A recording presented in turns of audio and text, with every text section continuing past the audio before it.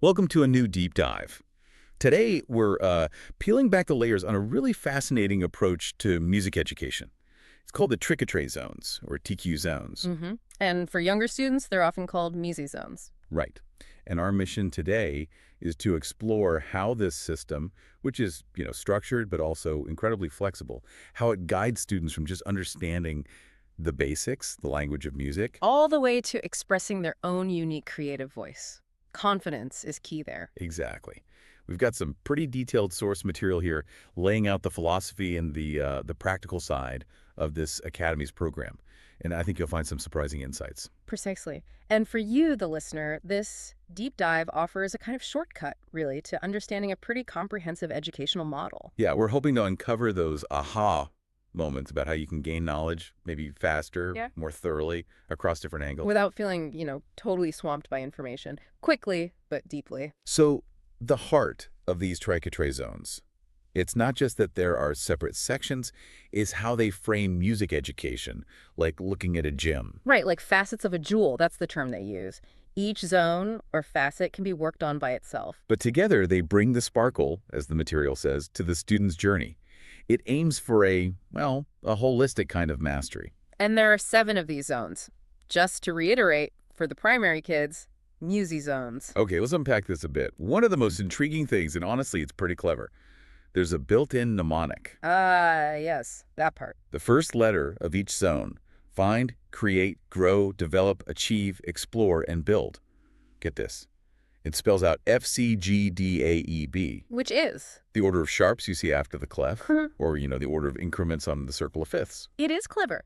But is it just a gimmick, or does it actually help? Does it risk making things too simple, maybe? Or does it genuinely build a sort of deeper intuitive grasp? That's a fair question. What's your take? Well, I think it points to something quite profound, actually. This mnemonic, it's not just clever wordplay. It's a brilliant example of what you might call invisible learning. Invisible learning. Explain that. It shows how fundamental theory, stuff that often feels dry or, difficult, can be woven right into a student's gut feeling for music. So teachers can use it subtly. Exactly. They can reinforce a core concept, the circle of fifths, which is so fundamental for understanding keys and harmony without making a big deal out of it. It makes these complex connections feel almost second nature. Okay, now here's the part that really made me pause.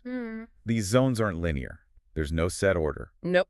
A student can literally start anywhere, jump into any zone, complete them based on what they need. Yeah. But how does that actually work without leaving, big holes in their learning? Right. It challenges that step-by-step thinking we're used to. And what's the real benefit of having such an adaptable path? Isn't structure important? Oh, absolutely. And structure is there. Despite the flexibility you see, each zone really does complement the others. Deeply. Huh. The program thrives on integration, connecting the dots. Okay, give us an example. How does that play out? Sure. Let's take that piece pudding hot example from the source material. Before a student plays that piece in the achieve zone. Achieve being the one where they perform, right? Yeah. Show what they can do. Exactly. Before that, they draw on things they learned elsewhere. Note names and lengths from the fine zone, dynamics loud, soft from develop, Okay. maybe some history of the song from the grow zone, rhythm patterns, sound patterns from explore, scales, chords from build. It all comes together. I see. So it's pulling from everywhere. Precisely. And then after they've nailed peas cutting hot, they might jump back to the create zone to make their own piece about food, maybe using ideas from find again. And add that to their grow zone portfolio. They got it. So it's not just flexible, it's this seamless looping process. It encourages making connections across all these different skills. Iterative. Makes sense. So looking at musical development, the material seems to highlight 2 main pillars, right? Broadly speaking. First, there's understanding how to actually play an instrument. The mechanics, the technique, Right. and the find, develop, and build zones really focus on this. Things like note duration, rests, how to produce sound, understanding pitch range. And importantly, it acknowledges that instruments differ, but there are core concepts. Yeah, and what's interesting there? Well, what's really quite ingenious is how the similarity across these zones helps multi-instrumentalists. Also, It encourages them to develop skills that aren't just tied to one instrument. It builds a broader musicianship, Hmm. moving beyond just pushing keys or bowing strings to really understanding sound, technique, stuff that applies everywhere. Okay, so that's the instrument side. What's the other pillar? Broader musical awareness and creativity. Right. And shifting focus there, Yeah. I was really struck by how early the Fine Zone talks about the student's own voice.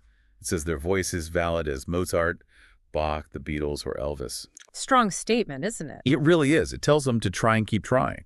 Then you have the grow and explore zones, building on that, pushing awareness of different styles, cultures.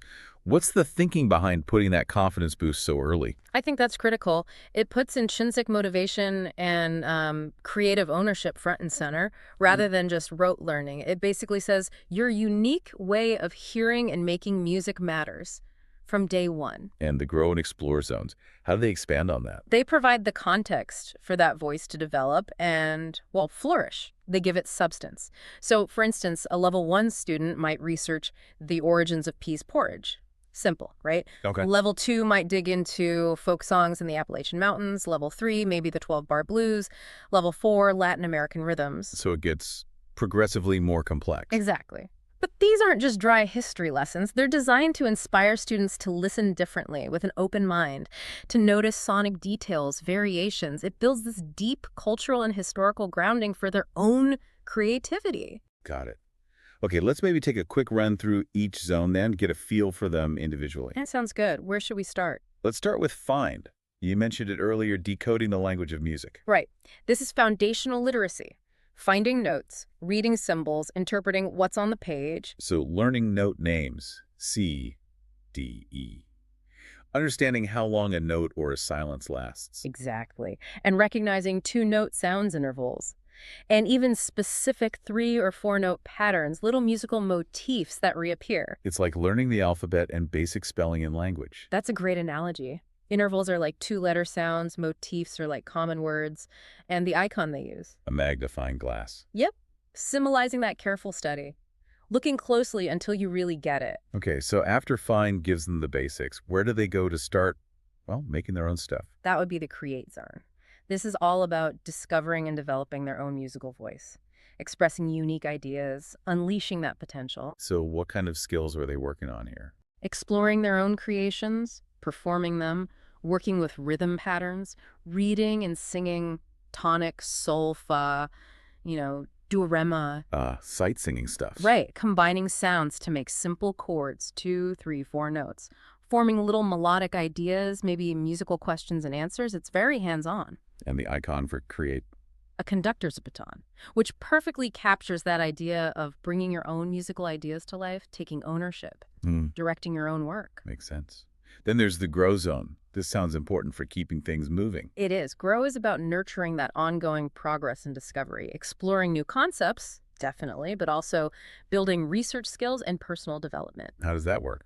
Journaling. Yes, journaling and planning activities are key. Plus, they have specific TQ challenges focused on symbols, rhythms, patterns, chords, key signatures, and that circle of fifths again. Keeping that reinforcement going. Exactly. And a really innovative part here is the personal portfolio. Oh, right. You mentioned that. Yeah, and a personal music journey summary. It's all accessible via cloud storage, apparently. So students track their own progress. It empowers them. And the icon reflects that. A stack of notebooks shows the importance of journaling, reflecting whether it's old school paper or online. It's a tool for growth.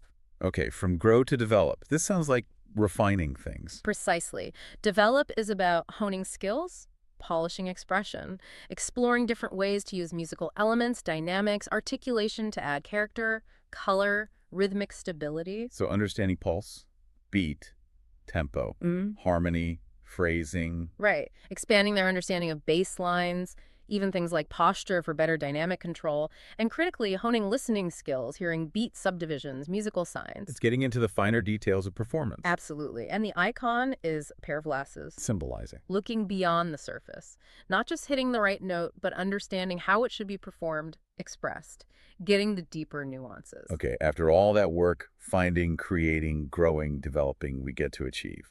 The payoff. Achieve is really a celebration of success. It's where learning culminates in performing a final piece. So it's about that feeling of accomplishment. Totally. It's vital. And importantly, this zone isn't really for learning new stuff. It's designed specifically for students to show what they've already learned and integrated. The goal is for them to say, I can do this. Exactly, I can. And the icon fits perfectly a mortarboard, the graduation cap. Ah, symbolizing completion, mastery. Nice touch. Yeah, like the proof is in the pudding, as they say. You've done the work, now show it. Right, 2 more zones. Next up, explore. This sounds like broadening horizons. Definitely. Explore invites students on a musical adventure, discovering diverse rhythms, themes, genres, cultures. So this is where that cultural awareness really comes in. Big time. Learning to listen attentively to details in different styles, understanding concepts key to each style form, themes, cultural rhythms. And it also helps them with research. Yes, it promotes confidence in researching, finding resources, even presenting information.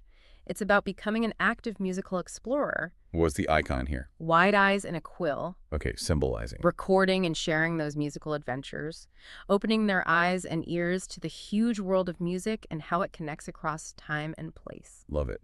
Okay, last one. Build zone. Sounds fundamental. It really is.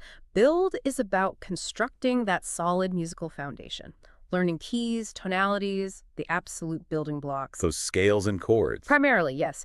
Exploring and mastering the circle of fifths in a practical way. Learning, say, 2 major and minor scales and their main chords at each stage.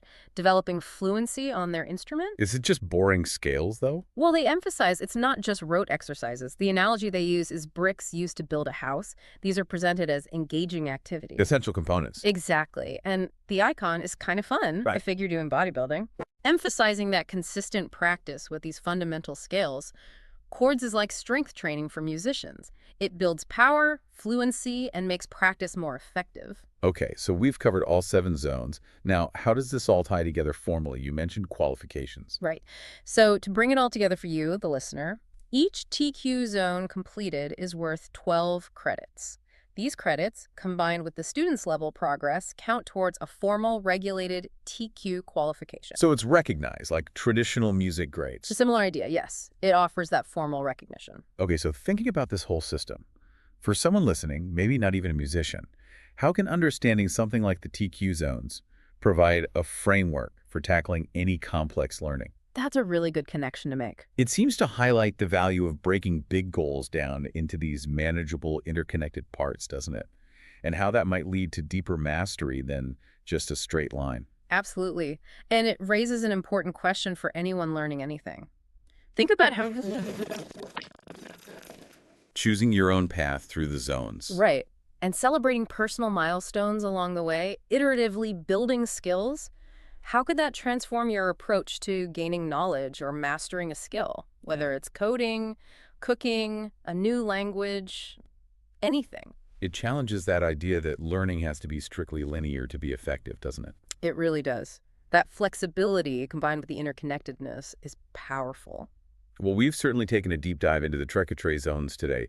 It feels like we've uncovered a system that really beautifully blends structure with creative freedom and that cultural exploration piece. It's quite a testament, I think, to how education can be rigorous, but also really engaging, not boring. Yeah, and maybe it offers a new lens for you, the listener, to view your own learning journey through. And if we connect this to the bigger picture, this whole framework is a great reminder, isn't it? That mastery isn't just stacking up facts. It's more about It's about building strong foundations, yeah, but also exploring possibilities, trying things out, and ultimately finding and refining your own unique voice, whatever your field is. that idea of learning without a fixed path, a flexible, interconnected journey. Yeah. That feels really insightful. Profoundly so, I think, and applicable far beyond just music. Well, thank you for joining us on this deep dive. My pleasure. Until next time, keep exploring, keep creating, and keep growing.